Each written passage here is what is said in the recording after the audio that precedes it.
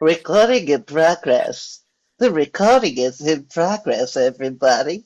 Welcome to Stage Door with Michael. And Divina. Now, I'm Michael. And I'm Divina, and we're going to be meeting lots of exciting and interesting people from across the theatrical world. Yes, we are creating virtual stage doors so that we can meet your favorite theatre stars. I've never said it that way before, have No, but I? they are virtual. They're not real stage doors. We're not actually stood outside the door holding people for 35 minutes in the rain while they're going, I just want to go home and eat. But what we are doing as well is getting all the news and gossip from them about what's happening in the theatre world and with them. And we're trying to get to know them a little bit and what makes them tick. Yes, today we are joined by performer and principal slash founder of Fearless Performing Arts School, Natalie Turner. Do-do-do-do. Love that. Hello, Natalie. Hello. How are you doing, babe? I'm good, thank you. How are you? Really good. Tell us where you are in the world, what's been happening today so far. I am actually at home at my mum and dad's next door to Michael. Well, I can hear her through the wall.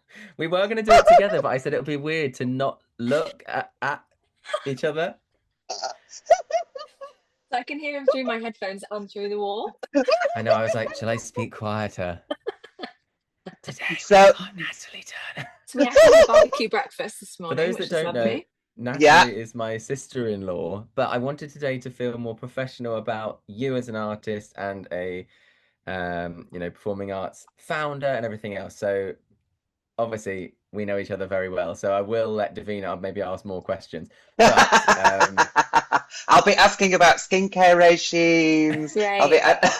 We share it all in the yeah. cupboard. It's all there. Yeah, So, so funny. uh, so there is a knowledge of each other already. Then, isn't there? This isn't Yes, like you're unknown to each other, and this is quite a musically performancey family as well. it is. It's not like you're the black sheep of the family, is it? No, You are part of the flock, I suppose, exactly is how that. you would say. Yes. So Well, how did that happen? That's what I want to know. Is because um, your dad is a butcher, Yep, correct. so And mum was a hairdresser, so okay. So and then you have your sister, who of course is also a performer and yeah, dancer and singer and all of those things. yeah. So tell the listeners how, and viewers, we do have viewers as well. Tell them how you got into the world of performing, and was it something that was kind of embedded into life growing up? Do you know what? When I started, I actually controversially didn't want to do it. I was taking tennis lessons and I was so excited to be taking tennis lessons. And Nicole wanted to start dance. And mum and dad were like, well, if Nicole's going, 'cause she's younger than me, Nicole's going, you have to go. And I was like, I want to do tennis. And so I they took me out of tennis and put me Oh, into dance and theatre school on a Saturday with Nicole. And actually instantly it was like, oh, this makes sense. I really love this. But oh, both of us were still really like shy and timid. And after about 2 years, the dance teacher said, I think they should start ballet and tap and stuff like that. And I just remember being stood there next to my mum going, I don't want to do it. I don't want to do it. And about a year later, again, they asked, and I was like, yeah, no, I want to do it. So I was actually maybe like 12 when I started properly thinking about it, but they put me into like foundation grade, like grade one with all of the 6 year olds. And I yeah. was 12. And I just remember being stood there. And I'm not a tall person, but I felt like a giant. I was like, oh my God, I'm with all the 6 year olds. But we progressed really quickly through then. And then it was a no brainer ever since. We used to dance Monday through Saturday, every single night of the week, eating dinner in the car. And it was just and they everything. It was didn't think to amazing. put Nicole into tennis lessons Nope. rather than like, Nope. no, let's not do because that makes more sense to me, I feel. Yeah. Like, And Yeah. Nicole being as Natalie's tall as she already is. doing tennis, she's doing really well. Nicole wants to do something. Let's not put her into tennis lessons. Let's pull Natalie out of tennis lessons. They're Yeah. both going to dance. Honestly, the best thing they could have done. Yeah, Really, the that best thing is they true. could They have done. must have And known. they were amazing the whole way through because you get a lot of parents where it's like, no, you need to choose something that's really sensible. And it was like, no, they the whole time, if you want to do it, you do it. We just work hard and we do all the classes we can and we go for it. There's no point in kind of doing it half-hearted and then going, oh, I'll just go to uni and do a degree and get a quote unquote normal sensible job. No, if you want to do Mm. it, we risk it and we do it, which was great. So we're really So was lucky to there a have them. moment then, like throughout that, where you suddenly went, "Oh, actually, I don't just love this on a Saturday to dance, and I'm working my way up." Was it, this is going to be my career, or I want to make this a career, and I'm going to go to theatre school and everything else? Like, was there a turning point? Yeah. Do you know what? I actually don't remember like the turning point. I just remember when I started doing like the vocational stuff of an evening, I remember loving it. And then that was it.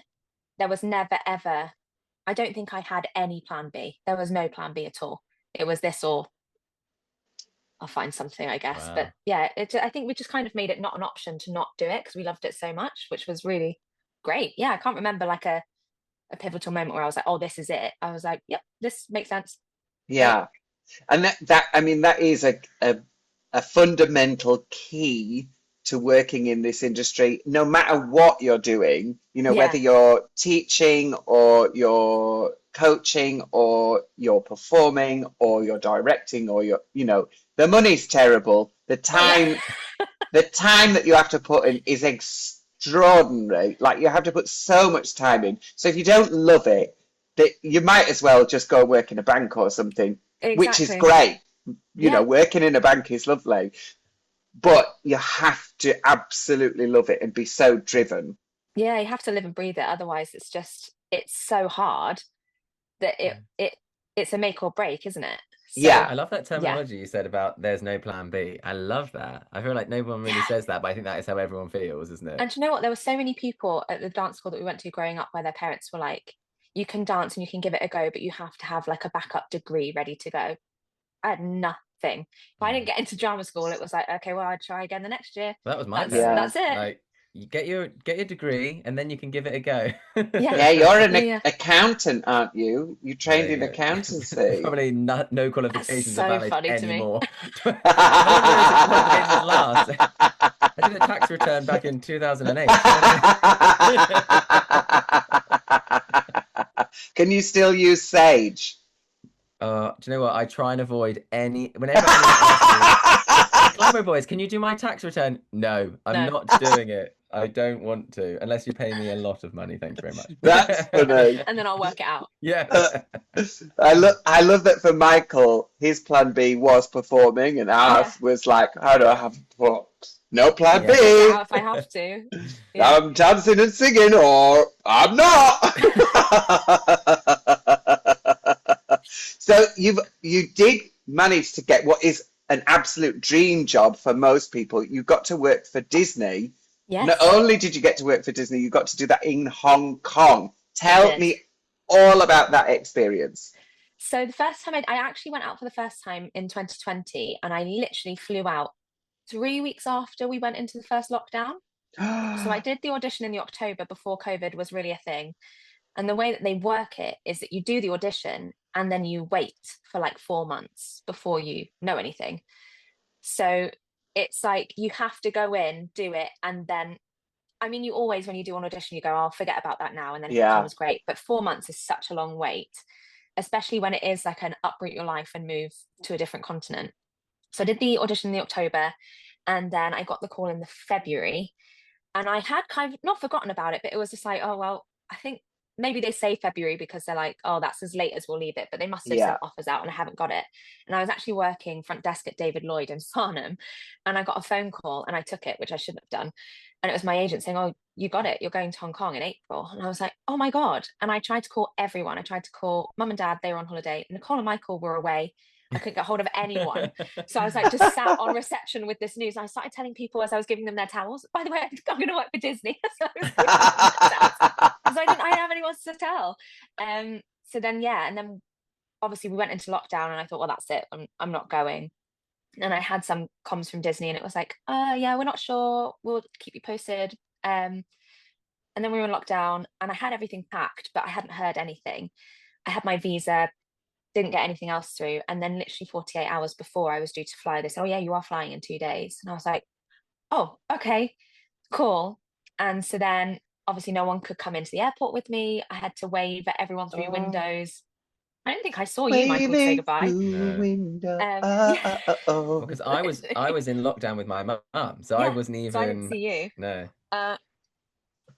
And then got there and we went straight into, I had a 2-week isolated quarantine.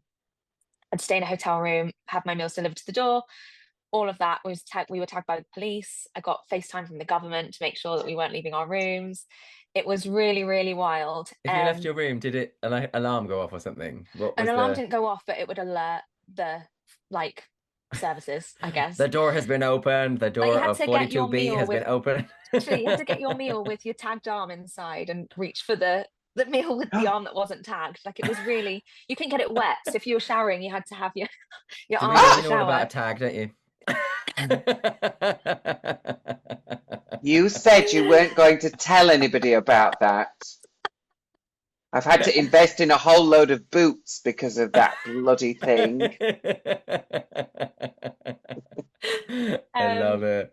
But yeah, eventually when we got out, got into rehearsals, it's so much fun. It's such a cool job to have, because I didn't do what we would call a face character. I didn't do face, so I wasn't doing any meet and greets or parades, anything like that, which hats off to everyone that does it because it's so hot in Hong Kong. And I get that twitchy smile, you know, when you're smiling too long and you start, Yeah. I get that. I couldn't do it. Welcome to Disney. Yeah. There's no way. So I was doing the stage show as a vocalist, which was amazing. And so I did 18 months from 2020 to 2021.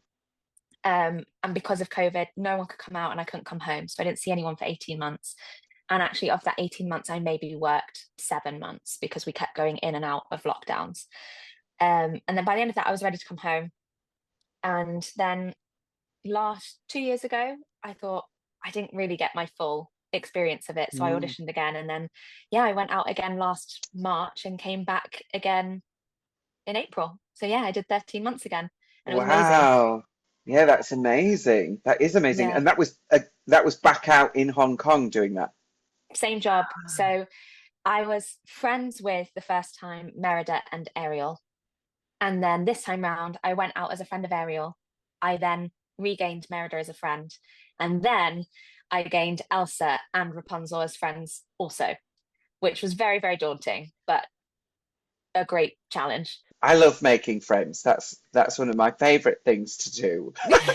Do you have like one? I know this is really hard because you were there so long, but do you have a standout moment? Like, whether was it walking up to the castle the first time? Was it, I don't know, watching a certain show out there or seeing the parade, or was it the moment that your friends and family could actually come out for the first time? Or was there something that made you just go, oh my gosh? Yeah, there are so many. I mean, the first time I was out there, because it was COVID, we had no parades. So it was a Disney park with 0 parades, which was really quite sad. And then this time when I went out, it was the 20th anniversary. So I was there for the 15th anniversary and then the 20th.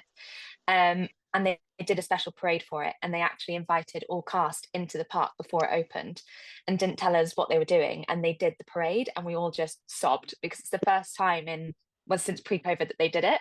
So that was really, really cool. And that was a moment where you kind of stand there and you go, I'm stood in a Disney park when it's closed and I've got all of these princesses walking past and all of these characters and all of this music, and I'm doing it with all of my colleagues. It's really cool. And then I think another moment is like my first show back. I was friends with Ariel, and Ariel sits on a rock and rolls out and to part of your world, and the bubbles start going. And because in 2020 everyone was wearing masks and it was social distance, so the theatre was half full and no one really made any noise. You couldn't see any faces. But rolling out for my first show back with Ariel last year, it was a 1,000-seat theatre. It was completely packed out and everyone lost their minds. And it was just like, oh, that's really nice. Ariel can't cry, but she wants to. Yeah. Yeah, it's really special. I love that. So Gosh. obviously, that was an amazing part. But before you went back out to Hong Kong for the second time, you set up a theatre company called Fearless. I did. And then obviously you were managing and running that whilst you were back in Hong Kong. And like, how did it come about creating Fearless as a concept? And then how has it been since you set it up, also whilst working alongside and everything else? Yeah, I mean, I love teaching. I really, really love teaching outside of like performing work. It's so creative. Kids are amazing. you get to play a character with kids if that's your teaching style, and you get to see what theatre brought to you. You get to bring it to a younger generation, and I find that really special. So I've taught for a really long time, and it got to the point where I was like, do you know what, I could do something myself, and then I have more of a creative director role. So instead of lesson planning and teaching, I can plan the shows, or I can say, this is how I want the kids to feel, or this is like the curriculum I want to design. And so we set that up 2 years ago now. We started it, and then, like you said, I moved out and I was managing it from afar, which as a control freak is really hard. But it was so rewarding because I came back and I've got a lovely school of children that really enjoy theatre, and I've seen, since I left them a year ago, and I've come back and seen the change in all of them, and the confidence that they've grown in is amazing.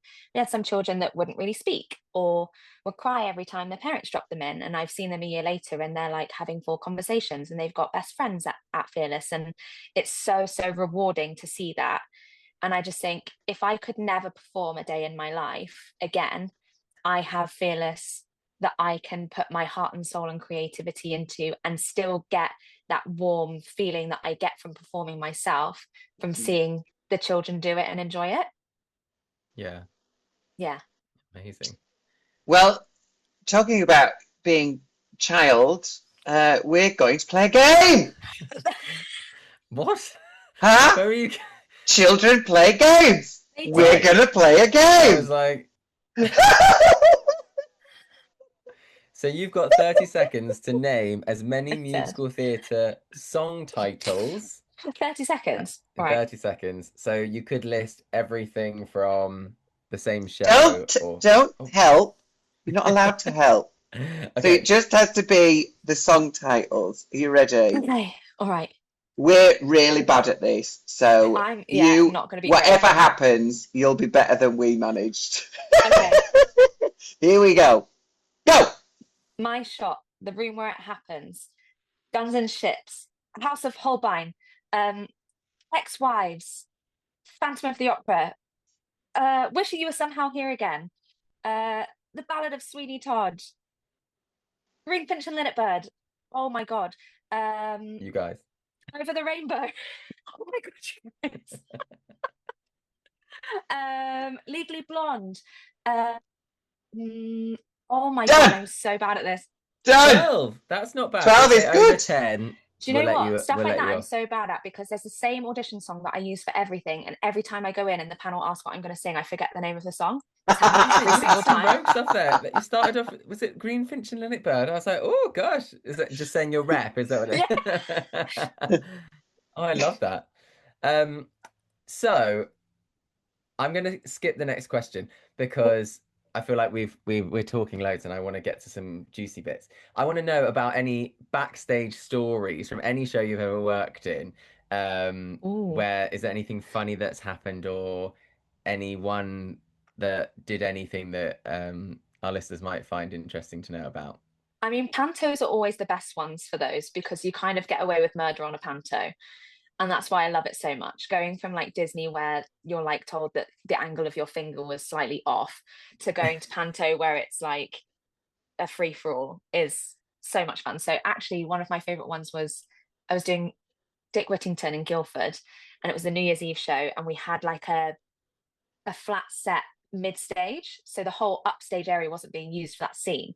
And I was in the shop, I was playing Alice Fitzwarren, and then I had to walk out the back door on the flat, and I had to wait there for like 30 seconds and then walk back into the next scene. And I walked out, and the whole company, like the backstage crew, company manager, everything was there, and they'd set up a buffet table and they had a bottle of champagne.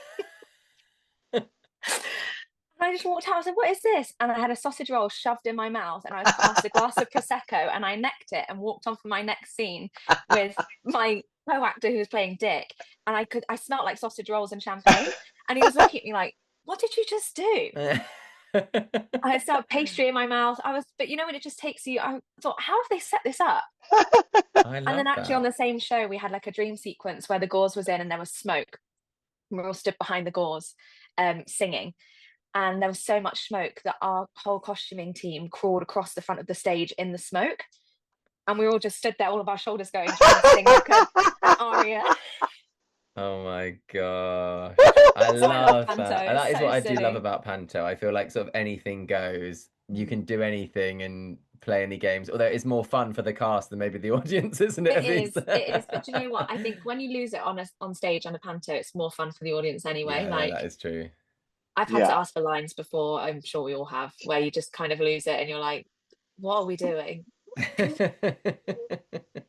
It's when the difficult thing is when it's a 3 show day and you start saying the lines from Act 2 in Act In 1 Act and 1. everyone's going, No one will ever know that feeling until you've done it. "Ugh," Because a and you 3 show go, day is like a new kind of delirium. You forget which show you're in. "Ugh." At the end of a 13-show week, the last day of the week is a 3-show day, and I've just done a 10 a.m. kids show and they're all in high vis. Like, what is going on? You've got a sausage roll in your mouth. I'm 4 Lucasades in. I don't know what's going on. Hang on, am I still in the show where I had a sausage roll in my mouth, or am I in the next one? Oh, that's why I I'd love it. never ever want to play Sleeping Beauty, because I think I would flat out fall asleep. Oh, That would be me gone. I would be gone. I would absolutely fall asleep. 7:30, I have like an off switch. It Yeah. gets to 7, 7:30. If I'm not moving and doing something, Ah, so I realised that from your show. Divina only does matinees. Davina only does that. I love that. Davina Divina de Campo only does matinee. That should, Davina de matinee. should just be that. Divina de matinee. 3 grand. DDM. 2 Love that. p.m. Yes, please. So, have you got any rituals before you start to perform? You know, things which can help to calm your nerves, or just get your body ready, or your brain in the right place. Yeah, I actually, do you know what? I never used to, and then Disney sent me through a spiral where I was like, if I don't like touch this lamp, I'm gonna die. It was Oh. like, I really, really like, I Aladdin's have lamp. to have like, I had to have mints with me at all times, because I don't know why I just convinced myself that mints will calm me down. I love to bubble through a straw. Uh-huh. I had to run through, like, Let It Go. I would run through backstage in the silent while I'm stood on stage behind a flat, all of the movements, just because we had such a weird cut that I was like, if I don't do it, I'm going to do the wrong bit. Yeah. So yeah, crazy. I have to, for stuff like that, yes. For other shows, I'm a little bit more relaxed. It's definitely like a quick vocal beforehand just to make sure that I'm there, sing the hardest part of my song. But mostly just bubbling. But yeah, Disney was like a different kettle of fish. I was like, if I don't do this, then the whole thing's gonna fall apart. That's so funny. Yeah. I'm trying to think Why- it's if the I pressure, ever I had to suppose. do anything like that. I don't think I've ever. I have the opposite, where if I do the stuff that I have to do on the stage before I get on the stage, I don't do it right. Really? Ah, that's I- really interesting. I think because it's of the probably ADHD. correct. Yeah, the ADHD just goes, you've done this, let's mix it up. Yeah. You already said those change words. Let's say something else. Michael, do you do anything? I'm trying to think. I know Georgie Lovett said if she had to sing the highest note that she had to go on set. And I feel like I've done that before where Calabro at the end of Stars, I would always sing the top A. So before Yeah. we would go on stage, I'd be like, I need to sing a top A somehow. Just so you know it can come so I know out. it's there today. Because if it wasn't there, then I'd do the D. Do you know what? Do you know But I mean? was going to say the worst part about that though is if you're stood like waiting to go on to do something and you try the top note and it's not good, you're like, oh my god. Sorry, yeah. One more. It's Give me another nothing more mint. terrifying. Yeah, give me a mint. I actually remember Funny. going, because I always had 2 mints for Elsa, one in each cheek, so I felt balanced.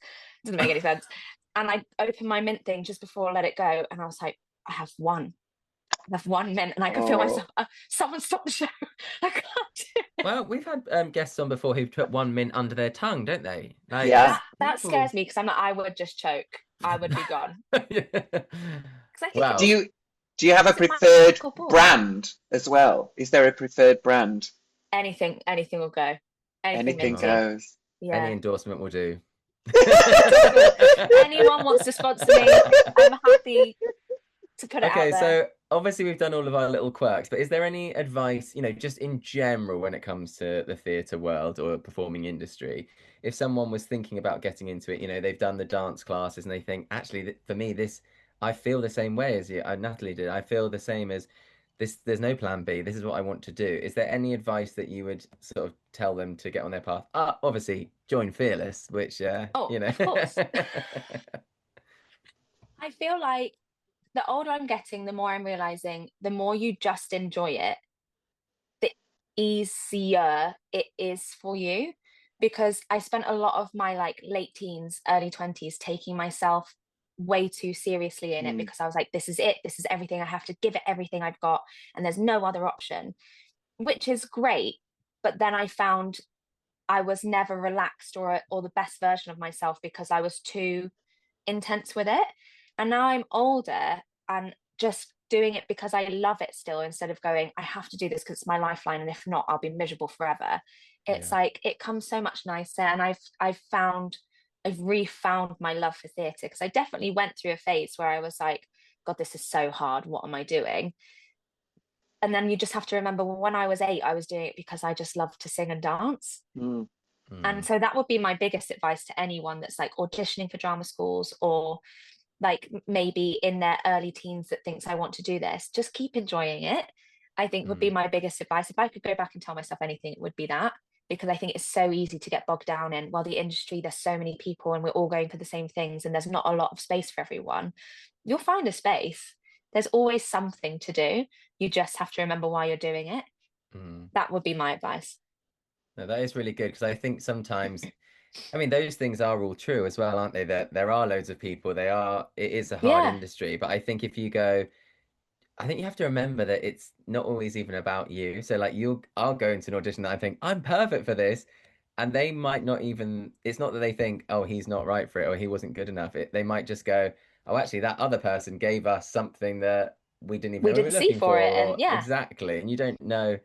And I do the same thing, even when I perform with, Calabro or on my own shows. I go, oh, I need to make sure that I'm note perfect on this, and this new song that I've learned, I need to get all the words right. And I'm like, no, I chose that new song because I like singing it at home. So why yeah, don't I just like singing it in front of the audience, and then exactly that. hopefully it'll work. But no, that's really good advice. Thank you very much. No, you're welcome. Uh, we'll give you one more question. Oh, Is all right. there a dream role? There is a dream role. It has actually What? been my dream role ever since I was a child, and it is Christine and Phantom. Okay, I would have got that right Oh, in a quiz. Yeah, it is Christine. It just always has. The holiday like resort that mum and dad used to take us to as kids used to do shows, which now I look back at them and I think, oh God, I thought they were the top tier, and it was like people miming to songs, which is amazing. But they what? used to do Phantom of That's the Opera, Rocky Horror, and Evita and Cats. And they used to put the original cast recording on and stand on stage and like mime to it. Wow. And honestly, those are my top shows. And I that think it's because of that. I was going to say, hang on, I feel like you mentioned those ones quite a few times. Yeah, that but Phantom, is yeah, it would be. Oh my outrageous. God, we've still got like home videos of them.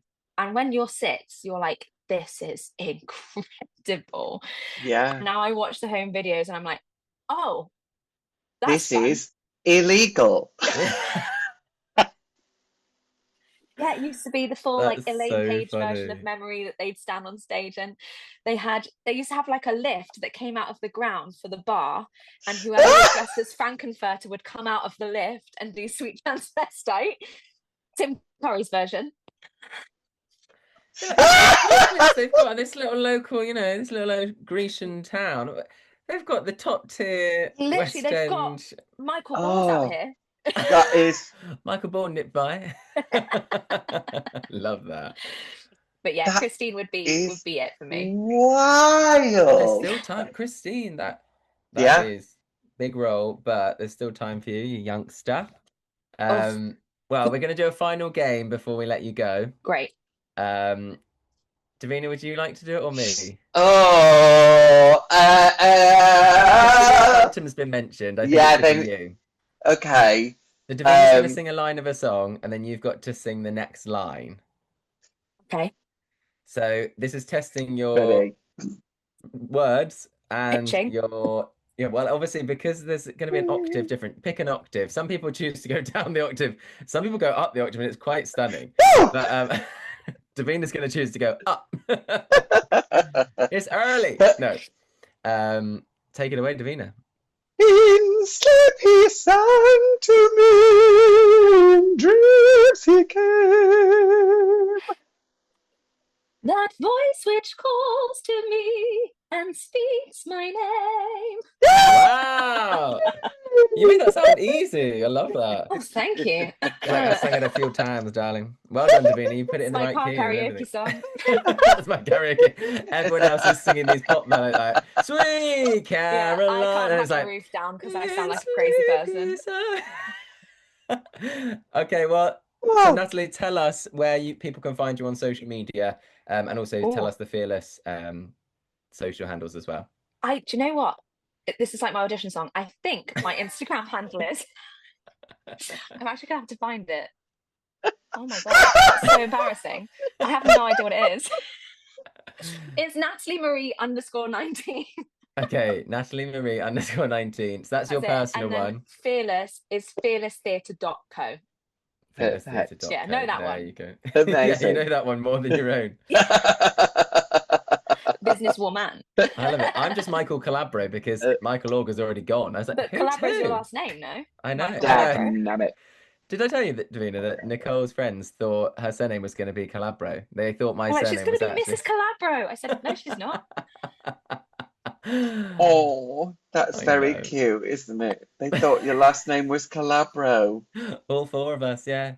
We're all brothers. We're all the Calabro family, literally. We could go on Family Fortunes. You could. The All the Calabro ins and outs. family. Please welcome the Calabros. Like the Osmonds. Yeah, exactly. I love it. Right, thank you, Nat. We'll speak to you very Thank soon. you so and, much. Good luck with everything. Thank See you you. soon. Bye. Bye.